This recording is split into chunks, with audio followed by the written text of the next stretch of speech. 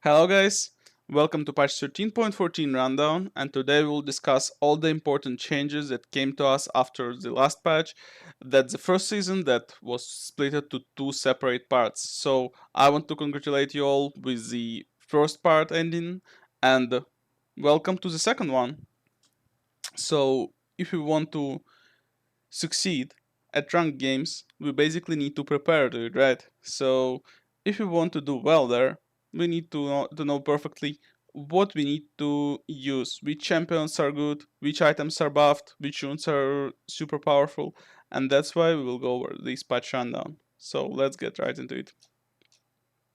We don't really want to see those small changes, but we only want to check what comes to Summoner's Rift.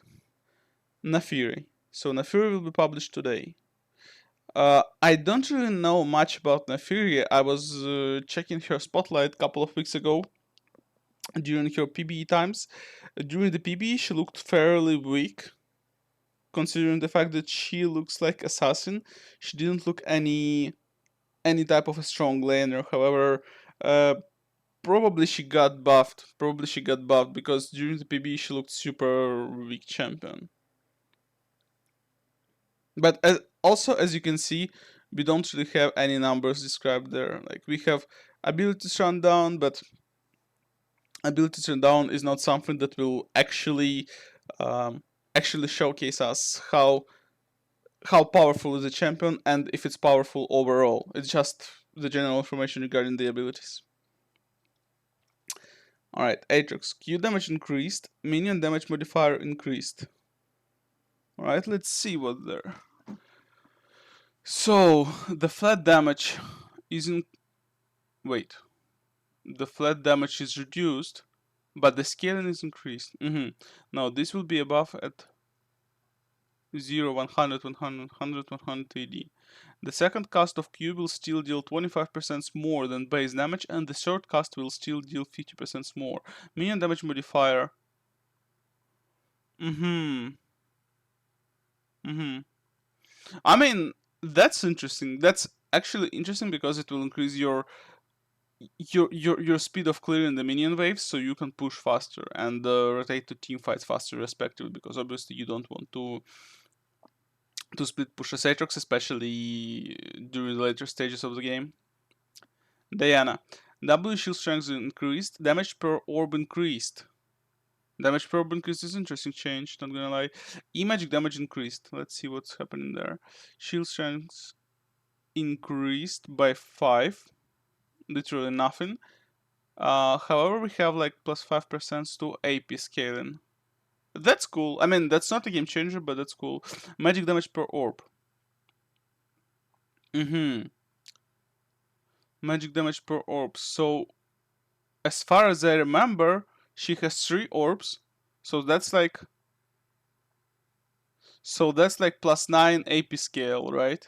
If it shows plus 3% per each orb, so in total it will be like plus 9%. So instead of having like plus 45%, it will be like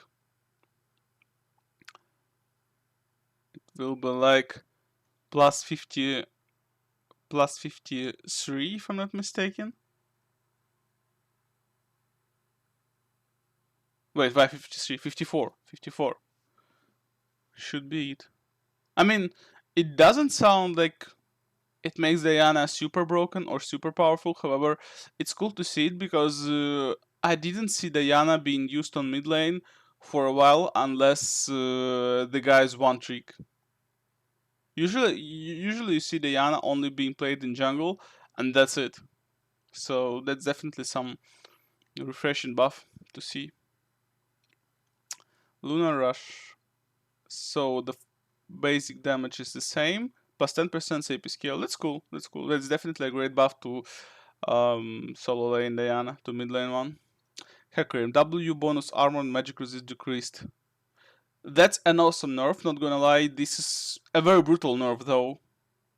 Like, this is an actual brutal nerf because as Hecarim, you usually max Q first, and secondary you get to max E. So W is your last spell to max. So instead of having this plus 15 armor and magic resist that you had earlier, now you will have only plus 5 armor and magic resist, and that's obviously a massive nerf. Later on, like when you will be level 18, you won't feel that much of a difference, but during the earlier stages, it will be crucial for you. Especially if the matchup is tough and the person you're playing against is playing some champion who can outdamage you melee, who you normally could outfight being very low HP. Now you will lose to them. Champions like Trundle, like Volibear, like Nocturne, for example. All of those champions are going to win against you 1v1 now. But I like this nerf overall because I don't like the concept of champions like Hecarim being overpowered, because he was super simple to pilot. He's still simple to pilot, but if the champion is like that simple, he's supposed to be a very balanced one. There is no way the champion is going to be overpowered when it's like that simple. Jax E cooldown increased, R mana cost increased. Interesting. I mean, Jax is definitely strong. Jax is not broken at all, though. The champion has so many flaws.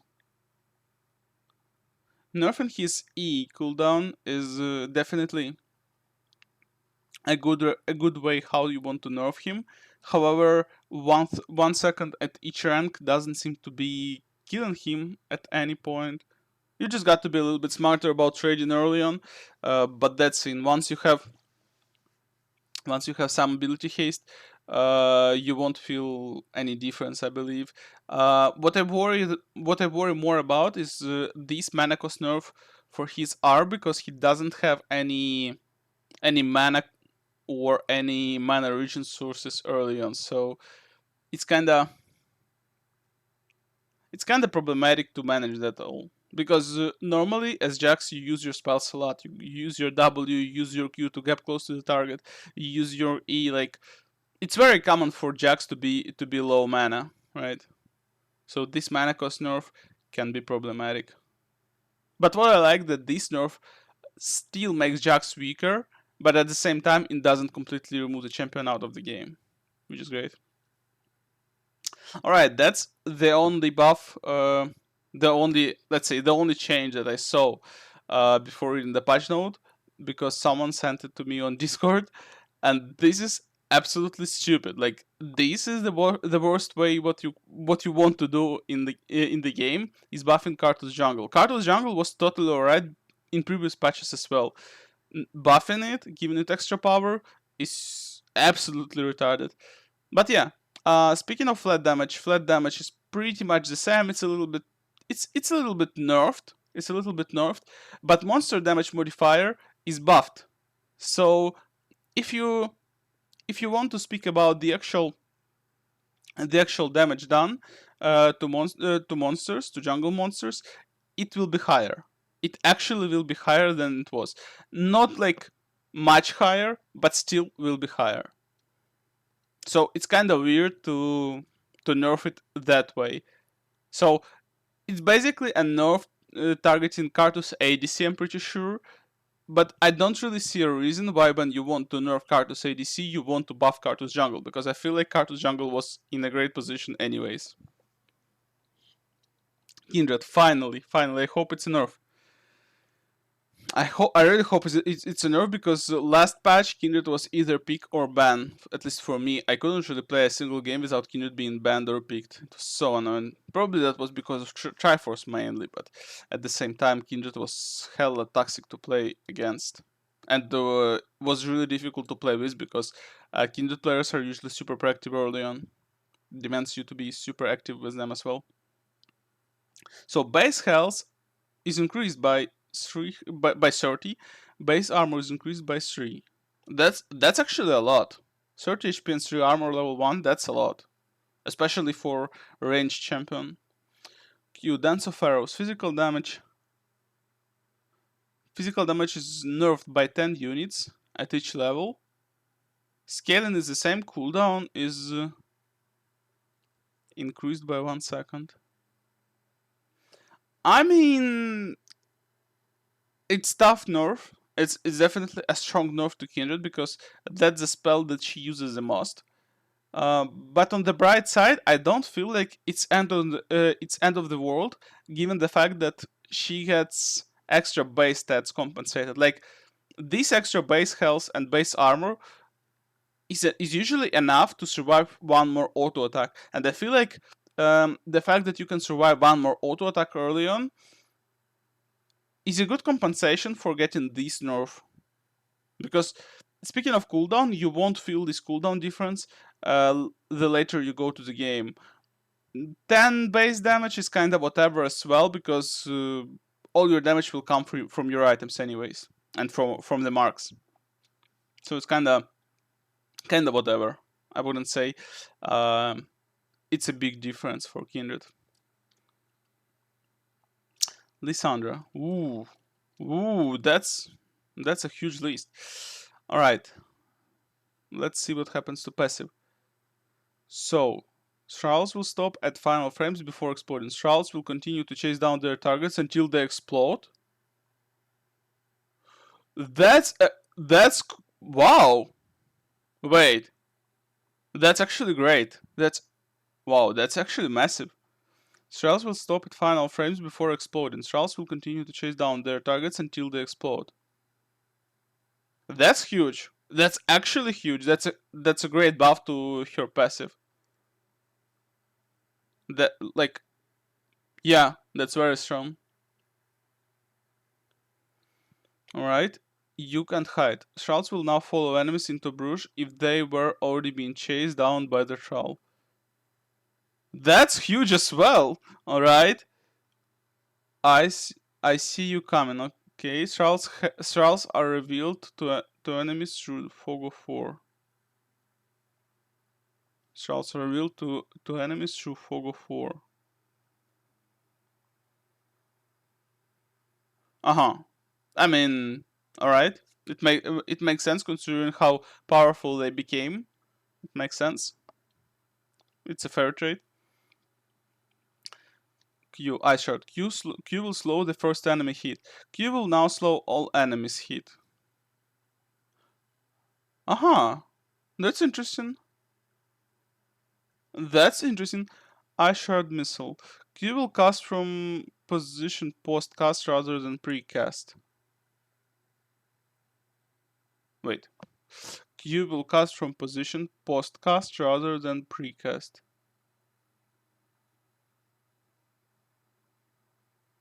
Ah, I got what they say. I think I got what they say. I mean, it's not a big deal. It's not a big deal, but slow is really good.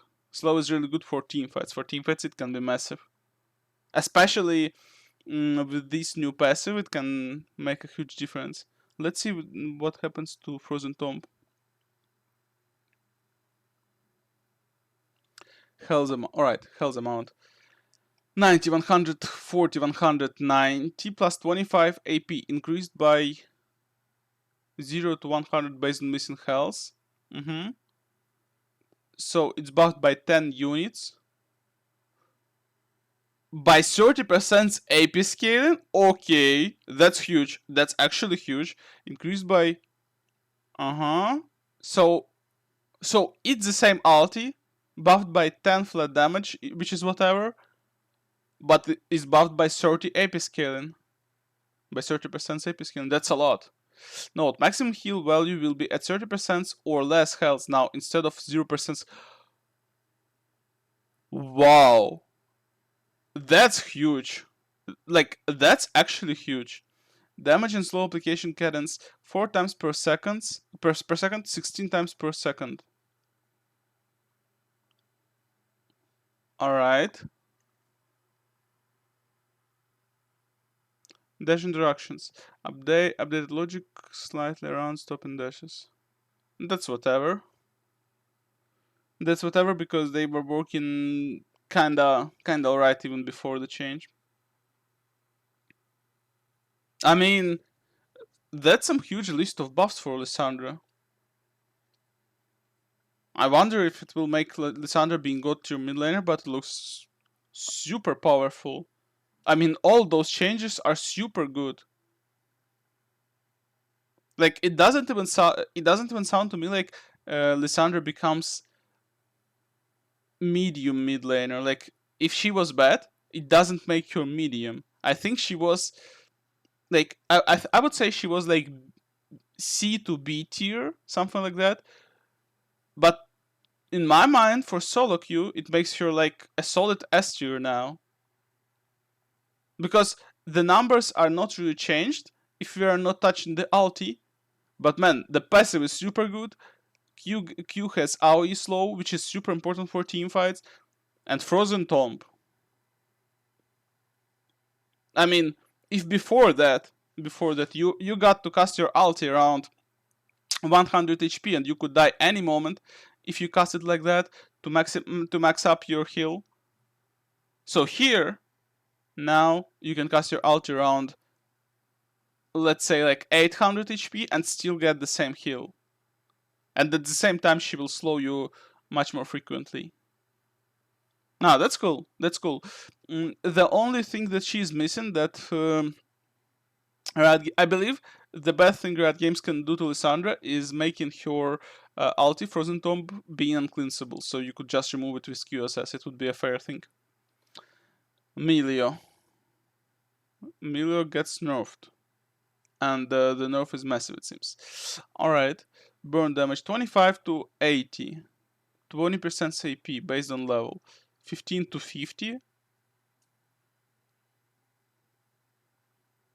I mean, that's brutal. That's I mean, that's a lot. That's basically killing a champion. Bonus movement speed 15,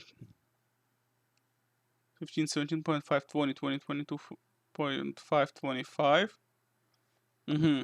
So it gets nerfed by 3% level 1.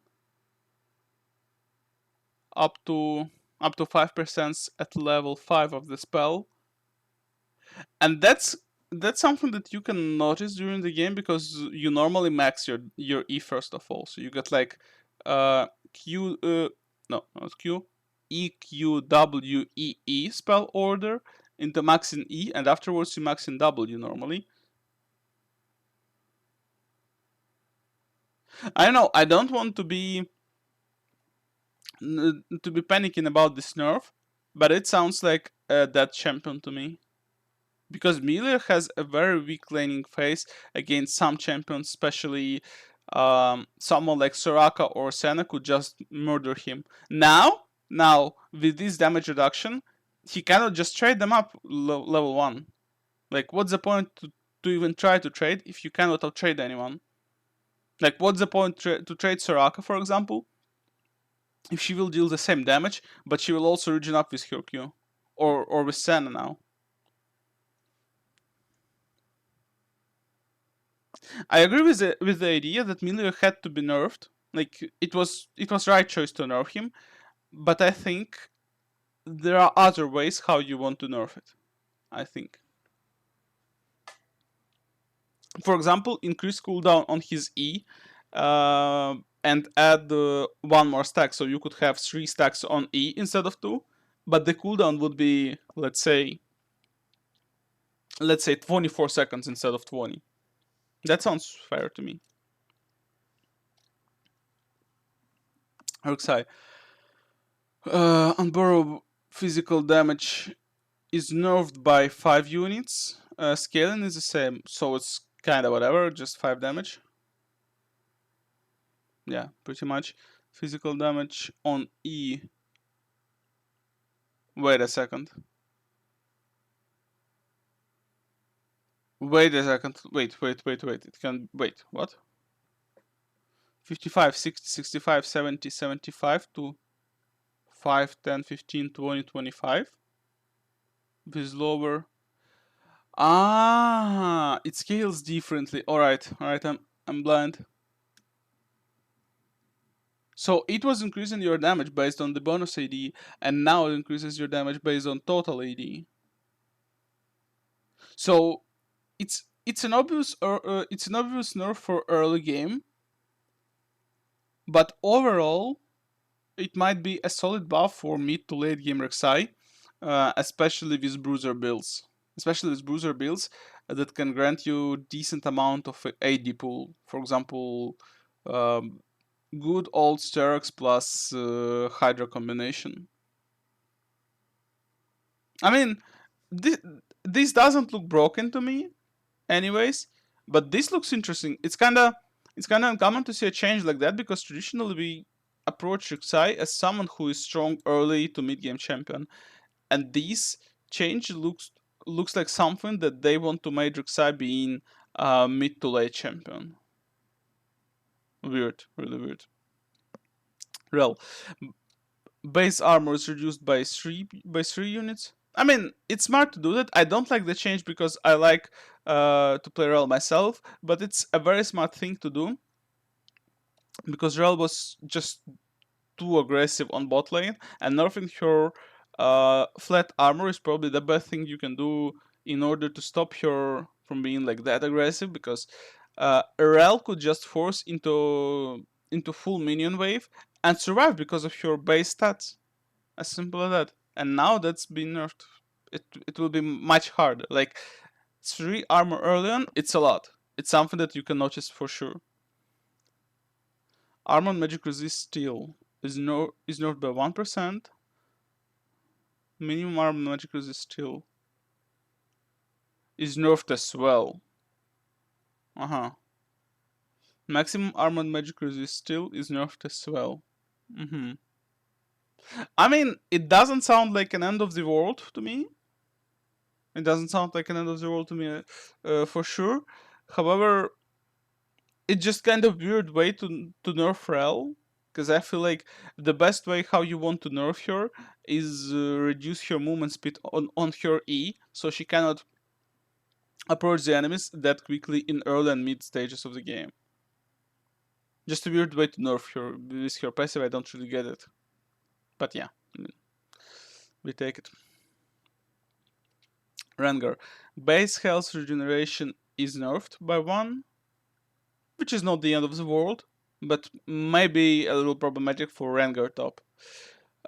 Q Savagery critical strike damage conversion 95 to 75. That's obviously a nerf for targeting Rengar jungler with the Essence River and the generally speaking crit build like Essence River, IE, Lord Dom's Regards. However, it doesn't really have any influence to Rengar top lane because Rengar top lane was playing without huge portions of crit anyways. Like you could get something like Static Shiv, but that's it.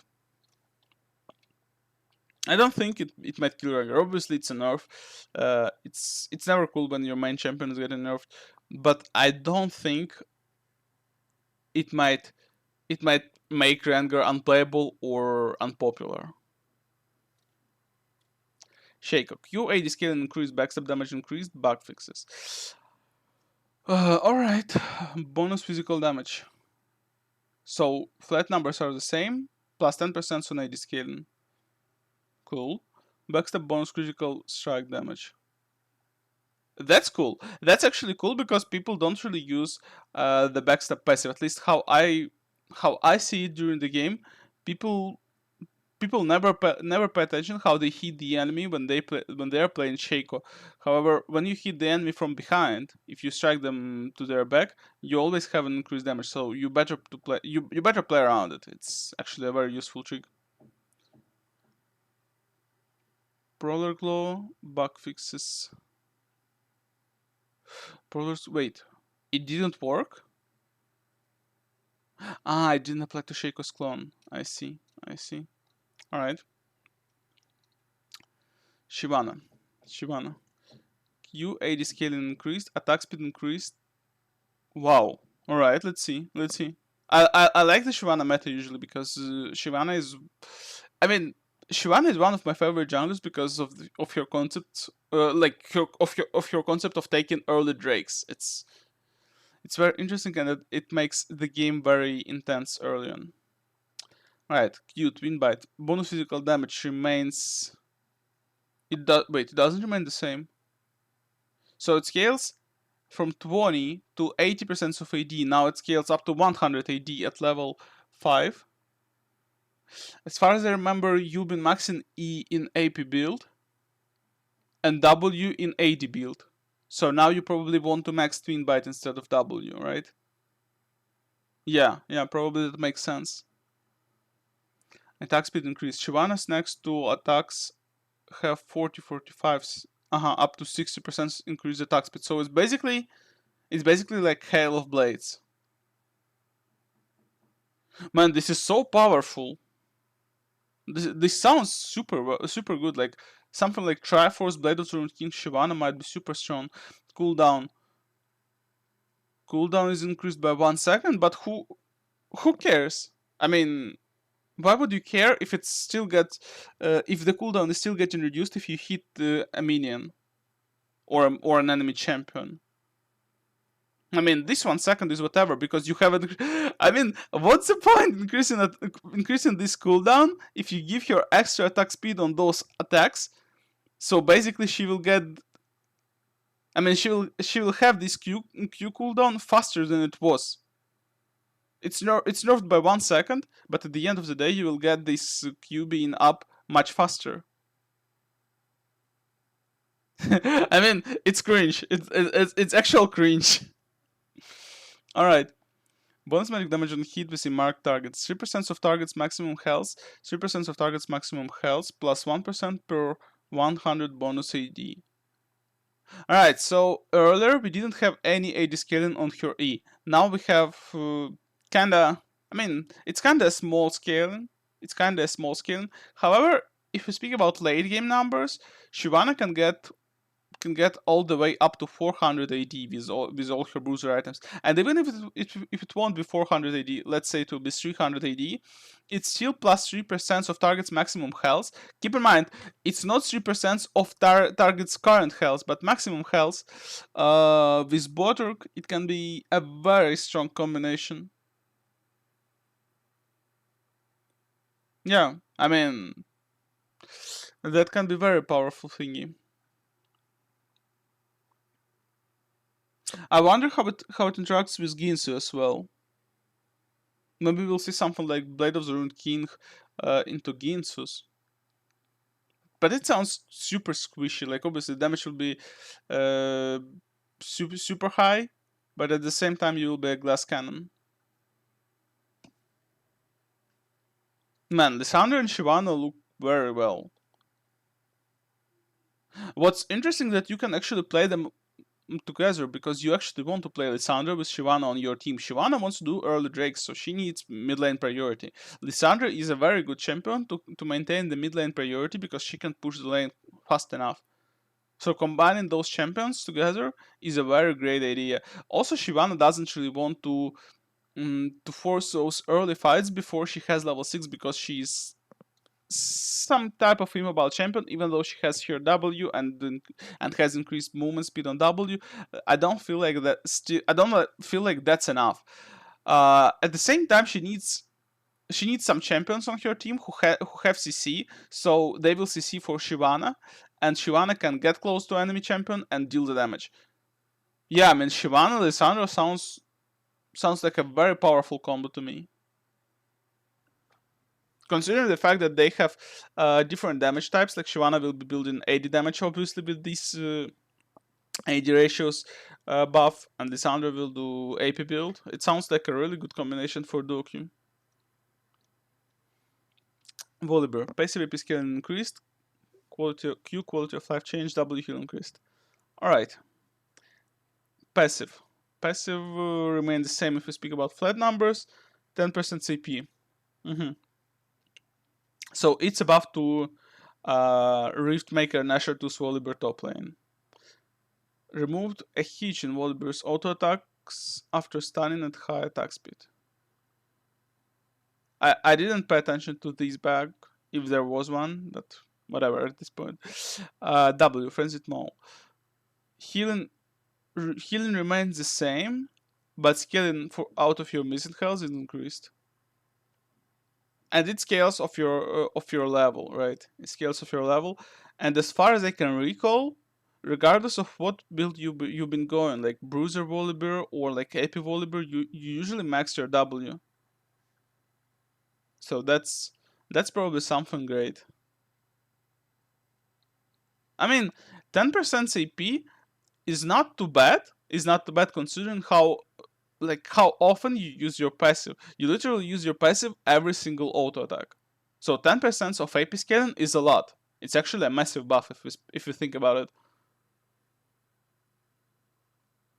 And considering how powerful is Volibear, that uh, almost almost no champion can hold him in 1v1 on top lane with Riftmaker and Ashardus combo, I think it can come handy.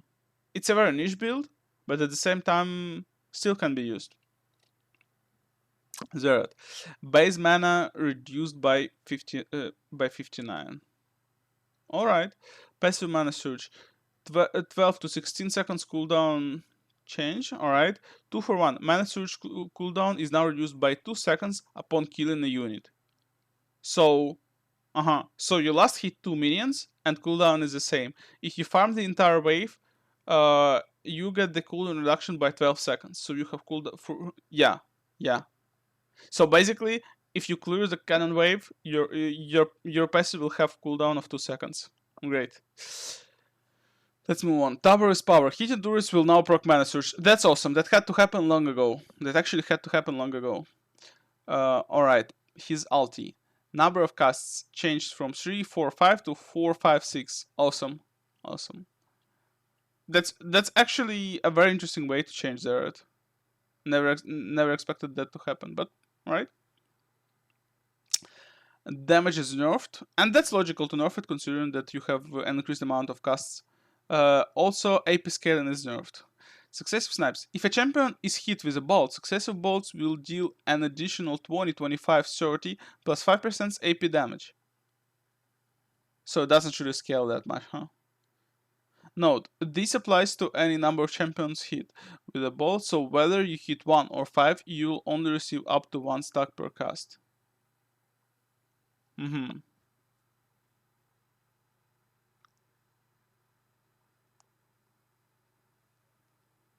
Mm-hmm. That's interesting. That's very interesting. I mean, it doesn't sound like it solves all the issues that Deras has on solo queue. It obviously makes him a little stronger, especially considering he's passive now, right? But I wonder how it can turn Zeret in the game. Like, yeah, I really wonder to see it. But regardless of that, I will see it soon. I gotta play soon. Zara. Zara. Alright, before I go over Zara, I've heard that Zara is being played in jungle the most now. So let's see what happens. What happens to Zara that she is the jungler now. Plant damage from AoE spells. Plant damage from okay. 4 to 3. Plant damage from ranged auto attacks. 4 to 5. Alright. Plant damage to monsters. 150% damage to non-epic monsters. 40 to 100 bonus magic damage to all monsters. Scales with the champion level. I mean, it sounds kind of powerful if we speak about epic monsters as well, right? Like earlier, it was just extra damage to monsters, and now it scales to all monsters. And considering the fact how Zara ulti works with the objectives like Drakes and Barons, in my mind it sounds like something that Zara is like Hammerdinger number 2 if we speak about objectives at this point. W. Seats on first rank up. 1 to 2. So you don't need to wait the second seat, it will come immediately. Alright, that's great. That's great. Flash interaction. E no longer locks Zara out of using flash during the cast. That's great. That's actually great. So you can probably use your E flash combo now, right? Yeah. It's probably done that way that you can use E flash combo and change the final destination how your E will end. That sounds powerful. That sounds powerful. Alright, let's see what happens to ulti.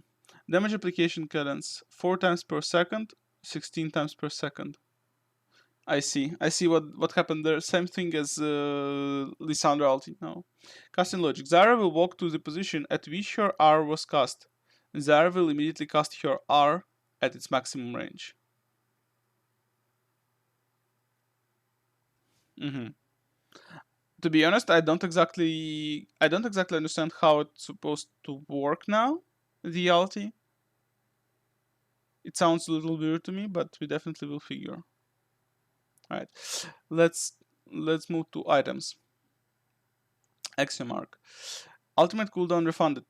Cooldown refunded 20% of total cooldown to 5% plus 40% of total lethality.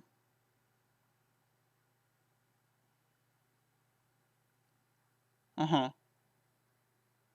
Plus 40% of total lethality. So at the end of the day, if you're an assassin who builds let's say 5 lethality items, you can end up having even more than 20%, I'm assuming. No, this will be a buff at mythic item plus axiom arc, scaling up to 40% at full build. Alright, so if you play wait, wait. So if I get it right, if you play Kiana, let's say if you play Kiana, you participated in 3 kills with your ulti. So by the time you fight against the next 2 champions, let's say it happens in the next 3 seconds, you will have your ulti again. That sounds interesting, not gonna lie. That sounds very interesting. Like, it sounds very interesting and quite stupid because it sounds broken to me. But let's see. Let's don't judge too early. Gale Force cooldown moved from 90 seconds to 120. All right, we back to we back to base. We back to our base cooldown numbers before the Gale Force was changed to the mythic item.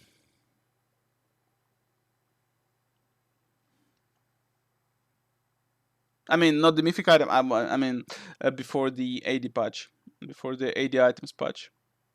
I mean, it had to happen because I feel like Gale Force was overpowered.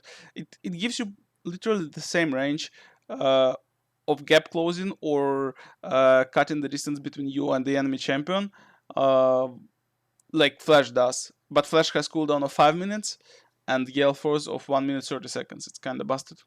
Infinity Edge. Let's see. AD is nerfed by 5. Critical strike damage is increased by 10%. Huh.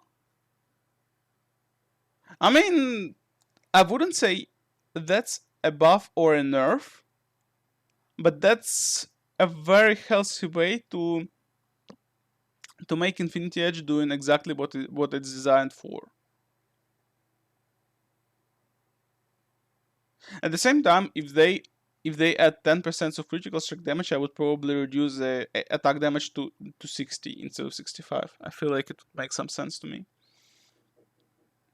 Alright, Prowler's Claw. Lethality is increased to 18. That had to happen. Honestly, I don't see a reason why they just added it to the game with 15 lethality. It makes no sense to me at all, and it had to be 18 from the very beginning when the Prowler's Claw was changed. But now, considering how powerful is going to be Axiom Arc,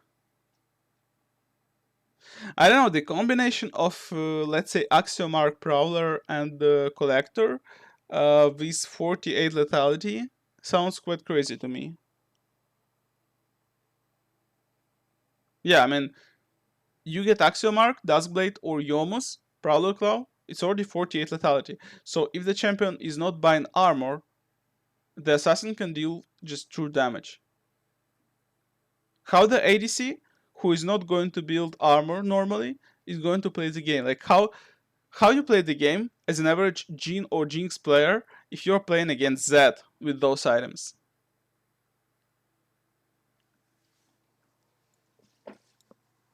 I mean, it's weird. It's just weird to make assassins that overpowered because I feel like if you buff that many items and you buff them, um, if you buff exactly the stat they need, so lethality, it makes exactly what it makes up exactly what they are missing in the game to be overpowered. Rending Summon.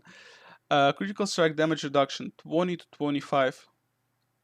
Had to happen long ago because no, like it was the main reason why Randuin Summon was much more powerful than Frozen Heart long ago, and Randuin Summon was always a priority over Frozen Heart. Now everyone is picking Frozen Heart instead because it's cheaper and it gives better stats. Uh, and I think that's exactly what Riot Games had to do with the Randuin Summon in order to make it popular once again. I'm not sure if like 5% crit strike damage reduction is a solution, but it feels like it's just a counterpart to Infinity Edge buff in my mind. But I still can feel if that's enough or not. Just adding 5% damage reduction kinda feels relevant. Maybe 10% would be a little better. Spear of Shojin. Total cost reduced by 100. Health is increased by 50 HP. Mm-hmm. I mean, I mean, it's a very expensive item. It's a very expensive item. I would say too expensive at some point, but I can see this item being popular for champions like Renekton or Jax, as it always was. Like, if you guys remember, before the Spear of Surgeon was removed for the last time, it was an extremely broken item for champions like Renekton and Jax, especially in a pro play. And I don't see a reason why this item is not going to be popular for those champions once again, to be honest. Even though it's super expensive, for champions like Jax, I feel like he can afford that if the game goes well. For Renekton, it can be a little bit harder, but still, Renekton is getting buffed. Like, I don't know, maybe like two or three last patches where Renekton was mentioned in any way. Renekton was getting small buffs, step by step. And with this Spirit of Shojin buff, Spirit Wizard buff, the Renekton can come a very powerful champion in this meta.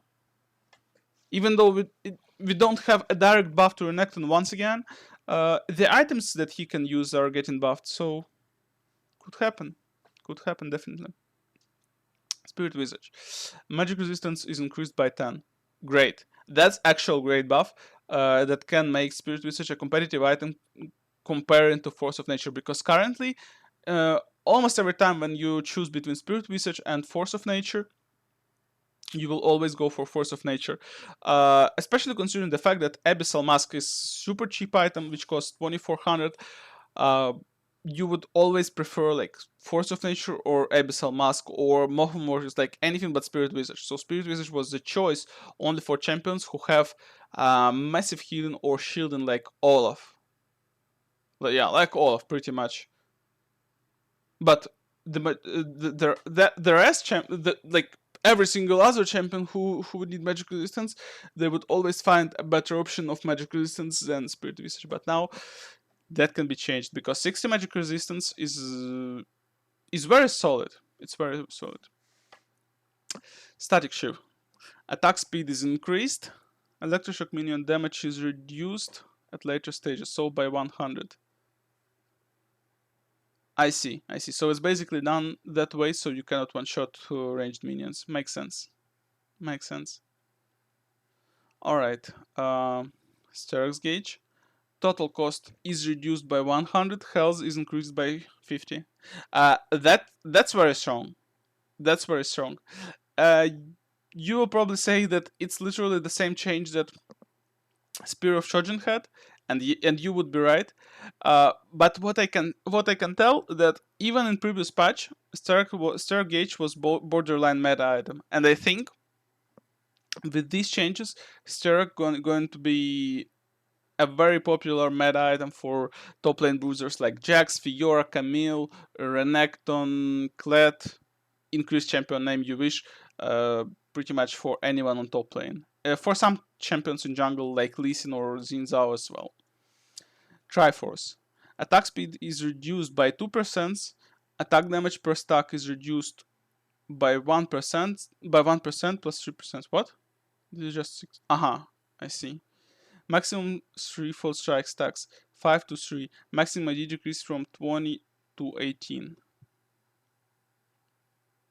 It's not the end of the world. It's not the end of the world. It sounds like a huge nerf, but it's not the end of the world. It still can be played. It still can be played, especially for champions who didn't rely on Triforce as an item that much. Because Triforce is not an item about something specific. Triforce is an item about small parts of everything, I would say. That's why I don't think that might kill an item. I still think Triforce is one of the items that you want to pick in so many different situations. And for the majority of top laners who benefited from Triforce over Divine Thunder, it's still a better choice than Divine Thunder, I feel like, because Divine Thunder is nerfed to the ground regardless. Ghost. Duration is buffed by 5 seconds. Duration on takedowns. Ghost no longer extends its duration by 7 seconds upon getting a takedown. I mean, I saw this change long ago. I saw this change in the developer's blog long ago, and I'm not sure if it's a solution to Ghost's popularity, to be honest. However, we will see. We will see in this patch. Because given the duration of 15 seconds, it's kind of... It's a lot. 15 seconds for a team fight, it's a lot. For ADC, it can be enough. It can be enough for ADC, for mid laner. It can be enough. So I'm not sure if they will need the movement speed from takedown this way. If they would remove duration on takedowns and leave it just like it was, with duration of 10 seconds, it would obviously remove Ghost from any potential pick possibility. But now, I'm not sure. I'm not sure. I'm not convenient about Ghost's fate. Jungle buff adjustments. Alright, let's see what happened there. Burn through damage. 10 to 78, 10 to 75. Linear scan based on level remains at 10 damage for levels 1 to 5. Then increasement of 5 per level. So,